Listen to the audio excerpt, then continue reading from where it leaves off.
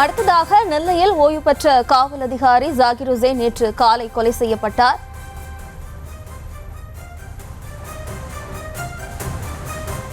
இது தொடர்பான கூடுதல் விவரங்களோடு இணைகிறார் நமது செய்தியாளர் நெல்லை ராஜா. வணக்கம் ராஜா, இந்த கொலை தொடர்பான பின்னணி விவரங்களை முழுமையா பதிவு பண்ணலாம்.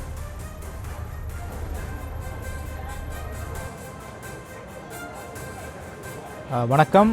அதாவது நெல்லையே நேற்றைய தினத்தில் காலை தொழுகை முடித்து சரியாக 6:40 மணிக்கு தொழுகை முடித்து வெளியே வந்தவுடன் ஜாகிர் ஹுசேன் என்பவரை நடு ரோட்டில் 4 பேர் கொண்ட கும்பல் சரமாரியாக வெட்டி சாய்த்தது.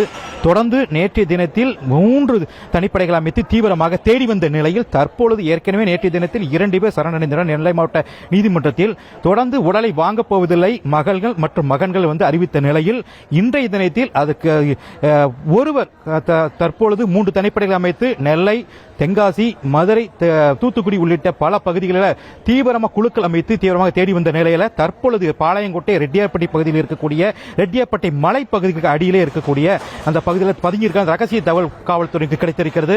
தொடர்ந்து அங்கே கிருஷ்ணமூர்த்தியை முக்கிய குற்றவாளியாக A1 முக்கிய குற்றவாளியாக தேடப்படும் கிருஷ்ணமூர்த்தி அங்கே காவல்துறையினர் பார்த்தனர். உடனடியாக அவரை பிடிக்க முயன்ற போது கையில் இருக்கக்கூடிய கிருஷ்ணமூர்த்தி தன் அருவாளை வைத்து காவல்துறையினர் தாக்க முயற்சியிருக்கிறார். தாக்க முயற்சித்த போது தொடர்ந்து அவர் இருக்கக்கூடிய தலைமை காவலர் ஆனந்த் அவர் இருக்கக்கூடிய துப்பாக்கியை வைத்து அவர் கிருஷ்ணமூர்த்தியை இடது காலில் சுட்டிருக்கிறார். தொடர்ந்து அவரை அருவாளில் தாக்கப்பட்டு பலத்த காயமடைந்து பாளை அரசு மருத்துவமனைக்கு அனுப்பி வைத்தனர். தொடர்ந்து தலைமை காவலரை தொடர்ந்து கிருஷ்ணமூர்த்தியை தீவிர சிகிச்சை பிரிவில் அனுமதிக்கப்பட்டிருக்கிறது.